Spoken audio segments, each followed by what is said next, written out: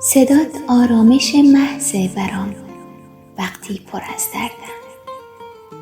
می‌مردم توی تنهاییم اگه پیدات نمی‌کردم. می‌مردم بی صدات وقتی سکوت و گریه و غم بود. توی دنیای من بی تو همه دنیا برام کم بود.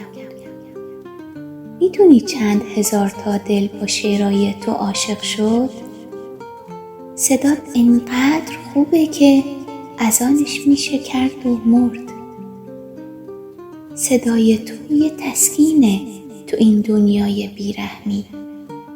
یه عمر با خودم قهرم، تو این چیزا رو میفهمی. یه وقتایی پر از بغضم، یه وقتایی پر از کینه. با شعرهای تو آرامش تو عمق سینه میشینه.